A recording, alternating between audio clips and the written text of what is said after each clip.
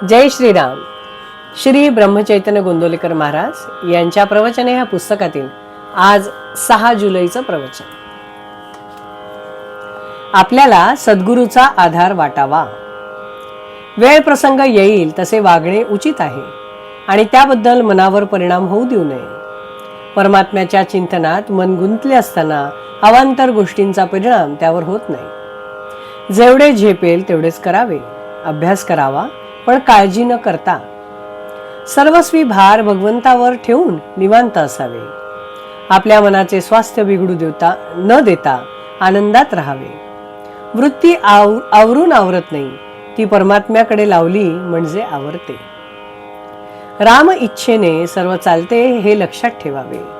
संकट आनंद दोन्ही भगवंताला सांगावीत. ज्या स्थितीत भगवंताने ठेवले त्या स्थितीत समाधान मानावे. अंतःकरणात सुप्त असलेले भगवंताचे प्रेम जागृत होण्यासाठी काही निमित्त लागते. तीर्थयात्रा आणि साधू संतांची भेट हेच ते निमित्त होय. श्रीरामचंद्रही तीर्थयात्रेला जाऊन अनेक संतांची दर्शने घेऊन आले. संतांच्या अहंकाराला जिवंत राहताच श्रीरामचंद्रही तीर्थयात्रेला जाऊन अनेक संतांची दर्शने घेऊन आले. संतांच्या अहंकाराला जिवंत राहताच येणार नाही, कारण परोपकार करायला लागणारा परच ठिकाणावर नाही, तर मग दुसऱ्याकरता मी काही केले ही भावना व्हायला आधारच कुठे राहिला. विषयाच्या लालसेने सत्समागम करणे हा खरा सत्समागम नव्हेच. संत कधी कधी आपल्याला विषय देतात हे खरे, पण एकंदरीत आपल्याला विषयाचा वीट आणण्याचाच त्यांचा प्रयत्न असतो. संतांच्या घरी नुसते पडून राहिल्यानेही शुद्ध भाव येईल. भगवंताच्या नामातच संत संगती आहे, कारण नामाच्या मागे भगवंताचे अस्तित्व आहे. विषयाची उर्मी हे मायेचे स्मरण होय आणि नामाचे स्मरण हे भगवंताचे स्मरण होय. तपश्चर्येचे सर्वात शेवटचे फळ काही असेल तर परमेश्वराच्या ठिकाणी अनन्य भावाने शरण जाण्याची बुद्धी होय. ती बुद्धी आपल्याला झाली पाहिजे. एकदा शरण गेल्यावर आपण उरूच शकत नाही. त्यालाच शरणागती म्हणतात आणि हीच परमार्थातली अत्यंत श्रेष्ठ गती आहे. आपण आपल्या सद्गुरूचे आहोत असे छाती ठोकपणे सांगत चला. काही नाही केले तरी चालेल, पण आपले सद्गुरू आपल्या मागे पुढे आहेत अशी दृढ भावना असावी. मला सुख दुःख दोन्ही नाहीत, पण तुम्ही दुःखी झालात तर मला दुःख होते. तेव्हा तुम्ही मनाला दुःख होऊ देऊ नये असे वागा. प्रपंची माणसाच्या दुःखाची मला पूर्ण जाणीव आहे. ती जाणीव ठेवूनच भगवंताचे नाम घ्या असे मी सांगतो. जे मी सुरुवातीला सांगितले तेच शेवटीही सांगतो.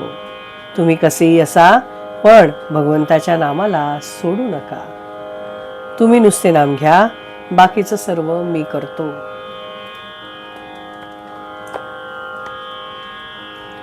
इस प्रवचन में कहा गया है कि हमारे जो गुरु हैं, जो हमें इतने दिनों से ये मार्ग दिखा रहे हैं कि आप नामस्मरण कीजिए और भगवत प्राप्ति के लिए हमें ये देह मिला है, तो उसकी तरफ अग्रसर हो जाइए. तो वो सद्गुरु हमारे साथ है, इसका विश्वास हमें होना चाहिए. कोई कितना भी कुछ भी कहे, लेकिन हमारा विश्वास कभी भी, हमने सीधा बोलना चाहिए कि हमारे गुरु हमारे साथ है. हमें किसी भी बात का डर नहीं है, किसी भी बात का दुख नहीं है. तो हमें अगर किसी का आधार चाहिए, अगर हमें किसी पे विश्वास रखना है तो गुरु पे रखना चाहिए. और गुरु ने हमें क्या बताया है? नामस्मरण करने के लिए बताया है. तो नामस्मरण करके भगवान के प्रति प्रेम उत्पन्न होना, यही हमारा कार्य है ऐसा समझकर हमारा जो संसार का सुख दुख है ये सब गुरु का यानी राम का ही दिया हुआ है. सुख आए तो भी अच्छा है, वो भी भगवान को ही बताए. दुख आए तो भी वो भी भगवान से ही शेयर करना है. तो ये दोनों उन्हीं का दिया हुआ है. तो दोनों में हमें दुखी होने की कोई ज़रूरत नहीं है. हमें हर हाल में खुश रहना चाहिए. गुरु हमेशा परमेश्वर के ध्यान में रहते हैं तो वो हमेशा खुश रहते हैं, लेकिन हमें नाखुश देखकर, इस संसार के दुखों में अटकता हुआ देखकर वो बेचारे दुखी हो जाते हैं. तो हमें ना उन्हें दुखी करना है, ना हमें नामस्मरण छोड़ना है. हमें नामस्मरण करते हुए हमारे संसार रूपी इन दुख के सागर को बाजू में रख के हमेशा हंसी खुशी प्रेम भाव से, अनन्य भाव से हमारे परमात्मा, हमारे श्री राम जी को शरण जाना है। हमारा सुख दुख उनसे शेयर करते हुए आगे बढ़ना है, नामस्मरण करना है और हमेशा खुश रहना है। जय श्री राम। श्री राम जय राम जय जय राम। श्री राम जय राम जय जय राम। श्री राम जय राम जय जय राम। श्री राम जय राम जय जय राम।